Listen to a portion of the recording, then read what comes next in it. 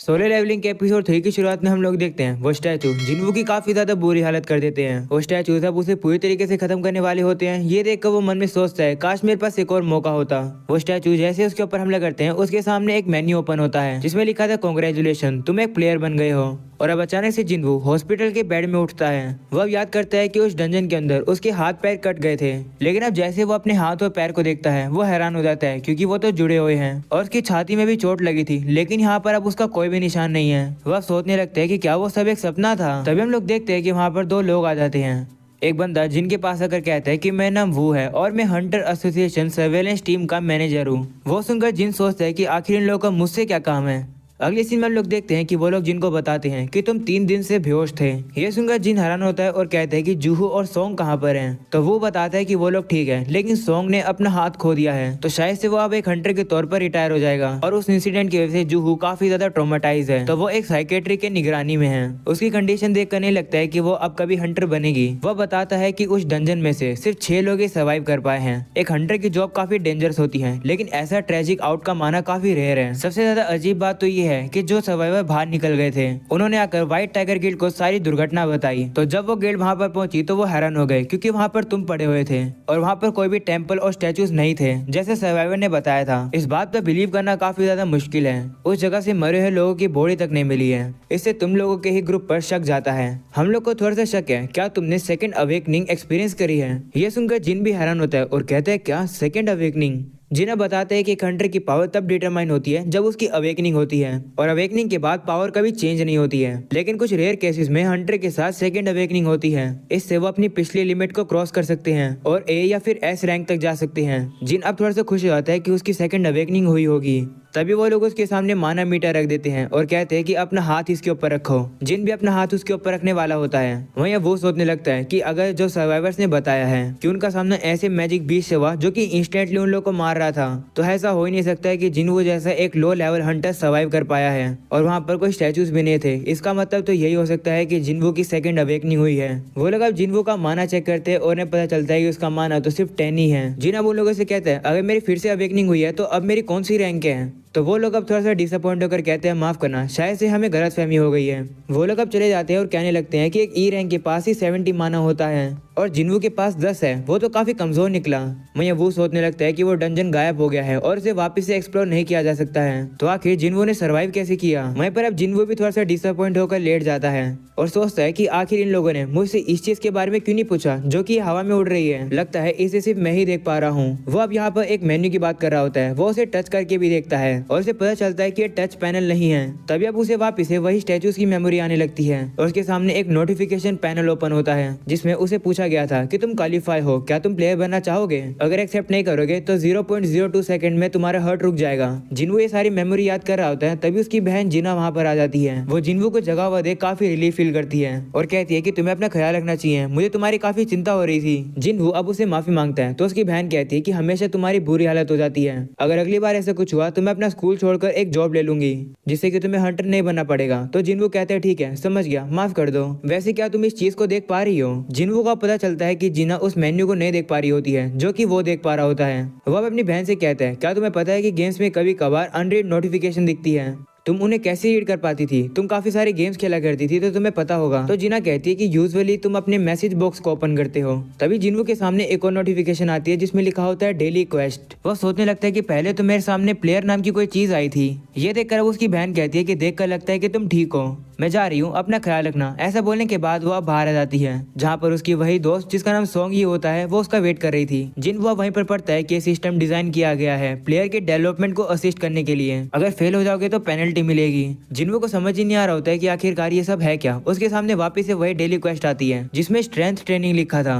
वो उसे कंफर्म करता है तो उसे कुछ गोल दिखाई देते हैं जिसमें लिखा था कि उसे पुशअप्स, सिटअप्स, स्क्वाट, रनिंग करनी है और अगर इस क्वेस्ट को पूरा नहीं करोगे तो पेनल्टी मिलेगी। ये सब देखकर जिन कहते हैं कि ये सब क्या बकवास है, मैं हॉस्पिटल में हूँ, मेरे पास इतना स्टेमिना थोड़ी है कि मैं ये सब कर पाऊंगा, कुछ समझ नहीं आ रहा है कि ये क्या है। वहीं पर अब अगले सीन में हम लोग वू को देखते हैं जो कि चेयरमैन गो को बताता है कि हमें गलतफहमी हो गई थी, जिन्वू की सेकंड अवेकनिंग नहीं हुई है। ये सुनकर गो कहते हैं कि ठीक है, लेकिन ये अच्छा हुआ कि इस इंसिडेंट में डंजन ब्रेक नहीं हुआ, लेकिन अभी भी काफी सारे क्वेश्चन हैं जिनके जवाब नहीं मिले हैं। तो वो कहते हैं हाँ, ये प्रीवियस केसेस जैसा बिल्कुल भी नहीं है, डंजन काफी सारे मिस्ट्री से भरे हुए हैं। गो अब कहते हैं कि इस केस को मैं स्पेशल केस में नोट कर रहा हूँ और डाटा बैंक में एंटर करता हूँ जिससे फर्दर इवेल्युएशन हो सके। वो सुनकर वो कहता है ठीक है। अगले सीन में हम लोग चोय को देखते हैं जो कि चा से कहता है कि मैं चाहता हूँ कि आप अगली बी रैंक रेड में एक इंस्ट्रक्टर के तौर पर ज्वाइन करो। वो रेड एक टेस्ट और प्रैक्टिकल ट्रेनिंग के तौर पर काम करेगी न्यू रिक्रूट्स के लिए। वो सुनकर चा कहती है कि मुझे नहीं पता कि मैं एक इंस्ट्रक्टर के तौर पर इसे हैंडल कर पाऊंगी या नहीं। तो चोय कहता है आपको बस नॉर्मली वैसे लड़ना होगा जैसे आप लड़ती हो, सभी लोग आपको देखकर बस सीखेंगे। आप इतनी ज्यादा टैलेंटेड जो हो। हंटर गिल्ड पूरी कंट्री में से 5 लार्जेस्ट गिल्ड में से एक है, लेकिन इंटरनेशनल लेवल पर हम लोग अनरिमार्केबल हैं। और क्योंकि इंडिविजुअल रैंक इंक्रीज नहीं हो सकती है तो हमें हमारी कलेक्टिव कॉम्बैट एबिलिटी को बढ़ाना होगा ताकि जब तक समय आए तब तक हम लोग रेडी हों। अगले सीन में हम लोग रोड का सीन देखते हैं जहाँ पर अचानक से एक गेट ओपन हो जाता है। ये गेट बिल्कुल रोड के बीच में खुला है, इससे सभी लोग अब सोचने लगते हैं कि हंटर्स कब आएंगे इसे बंद करने के लिए। अगले सीन में हम लोग जिन्वो को देखते हैं जिसके नोटिफिकेशन आती है कि तुमने डेली क्वेस्ट पूरी नहीं करी। तभी अब अचानक से उसके रूम में एक काफी खतरनाक भूकंप आ जाता है और अब वो जैसे नीचे गिरता है वो देखता है कि वो तो एक डेजर्ट में आ गया है और अब अचानक से उसके पीछे एक काफी बड़ा सेंटीपीड आ जाता है और अब जिन्वो का गोल होता है कि उसे वहाँ पर 4 घंटे सर्वाइव करना है। जिसके साथ हम लोग देखते हैं कि जैसे नर्स अब जिन के रूम में जाती है वो देखते हैं कि जिन तो वहाँ पर होता ही नहीं है। वो अब काफी कंफ्यूज होकर जिन को हॉस्पिटल में ही ढूंढने लगते हैं। दूसरी तरफ अब जिन को दिखाया जाता है जो कि उन मॉन्स्टर से बच के भाग रहा होता है। दौड़ते दौड़ते अब उसकी काफी बुरी हालत हो जाती है, वो और ज्यादा दौड़ नहीं पा रहा होता है। तभी अब वो मॉन्स्टर उसके काफी पास आ जाते हैं उसके ऊपर हमला करने के लिए। तभी सर्वाइव करने का टाइम पूरा हो जाता है और अब अचानक से जिन अपने रूम में वापस आकर गिरता है और अब उसके सामने नोटिफिकेशन आती है कि तुमने पेनल्टी क्वेस्ट सर्वाइवल पूरी कर दिया है, अपना रिवॉर्ड चेक कर लो। वहीं पर जिन अब बेहोश हो जाता है। तभी हम लोग देखते हैं कि वहाँ पर वो नर्स पहुंच जाती है और जिन को बेहोश देखकर उसे उठाने के लिए जाती है। अगले सीन में हम लोग जिन को देखते हैं जो कि अब काफी अच्छे से हील कर चुका है। वो ये बात फोन पे अपनी बहन को बता रहा होता है। उसकी बहन अब उसे कहती है कि तुम्हें मुझे खाना खिलाने के लिए लेके जाना होगा। तो जिन भी मान जाता है और अब वो अपने रूम से बाहर चला जाता है। अगले सीन में हम लोग जूहू को देखते हैं। उसे एक फोन आता है, एक बंदा उसे कहता है कि हमें एक रेड में तुम्हारी जरूरत है, एक डी रैंक का गेट ओपन हुआ है, अगर तुम्हें नहीं आना है तो तुम रहने दे सकती हो। जूहू की मेंटली हालत अभी भी बेकार है तो वो मना कर देती है कि वो नहीं आ पाएगी। तभी वो बंदा उसे यही बताता है कि मैंने सुना है कि जिन वो उठ गया है। यह सुनकर जूहू काफी खुश होती है और स्माइल करती है और अब अगले सीन में वो फूल लेकर जिन से हॉस्पिटल में मिलने के लिए जाती है। लेकिन तभी वो कुछ नर्स की बात सुनती है जो कि खिड़की से बाहर देखकर कह रही होती है कि जब से ये बंदा उठा है तब से ये बहुत ज्यादा दौड़ रहा है। हमें पता चलता है कि वो नर्स जिन की बात कर रहे होते हैं। वो नर्स अब कहती है कि मुझे पता है कि हंटर्स नॉर्मल पीपल से जल्दी हील होते हैं, लेकिन जिन कह रहा है कि वो अपने आप को और ज्यादा स्ट्रॉन्ग बनाने की कोशिश कर रहा है। ये सब सुनने के बाद जूहू वहाँ से चली जाती है। वहीं जिन जाकर बेंच पर बैठ जाता है और कहता है कि जब से मुझे होश आया है तब से 4 दिन हो गए हैं, मुझे कुछ चीजें पता चली है कि जो ये मेरे सामने मेन्यू दिख रहे हैं वो असलियत में है और जब भी मैं कोई डेली क्वेस्ट पूरी करता हूँ मुझे 3 तरीके के रिवॉर्ड मिलते हैं। जिन अब फुल रिकवरी का यूज करता है और अब उसके ऊपर जितनी भी थकान थी वो खत्म हो जाती है। वो अब कहता है अगली है मेरी एबिलिटी पॉइंट्स। मैं अपने पॉइंट्स को किसी भी एबिलिटी के अंदर डिस्ट्रीब्यूट कर सकता हूँ। मैं अपने सारे पॉइंट अपनी स्ट्रेंथ में लगा रहा हूँ। मेरी एबिलिटीज अपग्रेड करने से मैं और ज्यादा पावरफुल बनता हूँ। मैं बता सकता हूँ कि मेरी स्ट्रेंथ अब बढ़ चुकी है, मुझे स्किल्स भी मिली है और साथ में ये इन्वेंट्री स्क्रीन्स भी। मेरी दुनिया तो चेंज हो गई है, काफी ज्यादा अजीब बात है। वो हंस के कहता है कि ये तो एक गेम की तरह है। उसकी ये सारी बातें वहाँ के लोग सुन लेते हैं और उसे ही देखने लगते हैं। तो जिन हंस के बात को टाल देता है। जिन बताता है कि डेली क्वेस्ट करने से मुझे रिवॉर्ड भी मिलते हैं। रिवॉर्ड एक रैंडम लूट बॉक्स है, जिसके बाद अब एक लूट बॉक्स ओपन होती है और उसमें से एक चाबी निकलती है।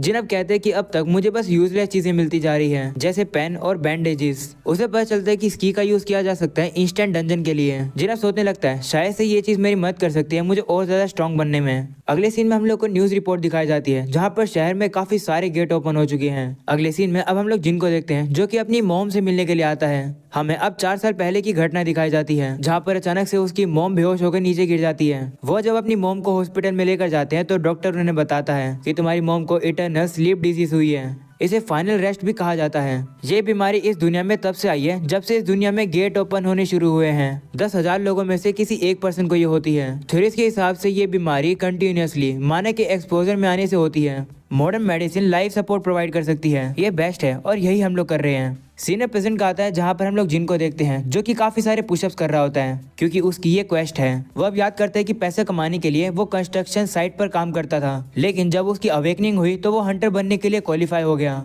वो अब खुश होकर अपनी बहन को आकर बताता है कि अब मैं हंटर बन गया हूँ, तो मॉम के इलाज के लिए पैसे मैं ला पाऊंगा, भले ये डेंजरस हो मैं करूंगा। जिसके बाद हम लोग को दिखाया जाता है कि जब वो एक क्वेस्ट पर गया था तो मॉन्स्टर्स उसे हरा रहे होते हैं, तब उसके साथियों को आकर उसकी मदद करनी पड़ती है उसे बचाने के लिए। वो अब जिनकी बेइज्जती भी करते हैं कि तुम एक ई रैंक के एडवेंचरर हो, तुम कुछ भी नहीं कर सकते हो, तुम बस हमें स्लो डाउन कर रहे हो, तुम्हें रिवॉर्ड भी नहीं मिलना चाहिए। जिन अब उनसे कहते हैं माफ करना इतना ज्यादा यूजलेस होने के लिए। सीनियर प्रेसिडेंट का आता है जहाँ पर जिन अपनी एबिलिटी पॉइंट्स को अपनी स्ट्रेंथ में लगा लेता है, जिससे कि अब वो एक सेब को काफी इजीली से तोड़ पाता है। जिसके बाद अब वो एक स्टेशन के पास आता है और कहता है कि मेरा सारा सामान रेडी है और मैं कॉन्फिडेंट हूँ, अगर कुछ गड़बड़ हो जाएगी तो मैं भाग जाऊंगा जैसे पिछली बार भागा था। ऐसा बोलने के बाद अब वो उसी चाबी को निकाल लेता है जो कि उसे रिवॉर्ड में मिली थी। सामने एक ताला होता है तो अब वो उस चाबी को उसके अंदर डालकर उसे खोल देता है, जिससे कि स्टेशन के सामने एक चीज ओपन हो जाती है।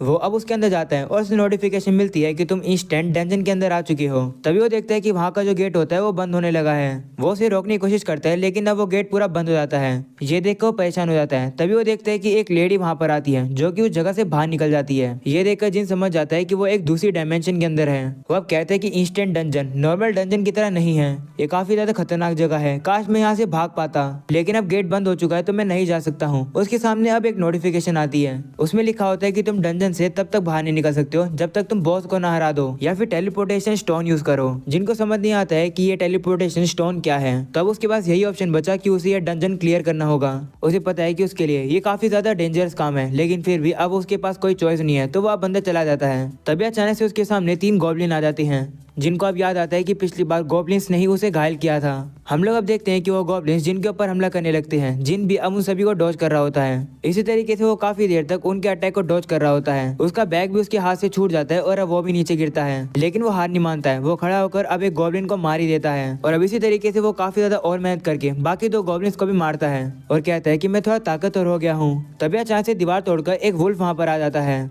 जो कि जिन के ऊपर डायरेक्टली हमला करके उसके नाइफ को तोड़ देता है। जिन भी अब समझ जाता है कि ये वुल्फ उन गॉब्लिन से कई गुना ज्यादा ताकतवर है। जिन के अब पैर कांपने लगते हैं, उसके पैर हिल तक नहीं पा रहे होते हैं। वह सोचने लगता है क्या मैं डर रहा हूँ, क्या मैं उस स्टैचूज की वजह से ट्रॉमेटाइज्ड हूँ, मुझे नहीं लगता, मैं पहले डरा हुआ था। तभी अचानक से वो वुल्फ जिन के ऊपर हमला करके उसे थोड़ा घायल कर देता है। जिन अब घबरा जाता है और कहने लगता है कि मेरे साथ कोई भी हीलर नहीं है, तो अगर मैं यहाँ पर इंजर्ड हुआ तो मैं मारा जाऊंगा। तभी हम लोग देखते हैं वो वुल्फ काफी तेजी से जिन के ऊपर हमला करने के लिए आ जाता है और अब यहीं हो जाता है ये एपिसोड खत्म। पसंद है तो लाइक कर देना, चैनल पर न्यू हो तो सब्सक्राइब कर देना। मिलते हैं अगले एपिसोड में, तब तक के लिए बाय बाय।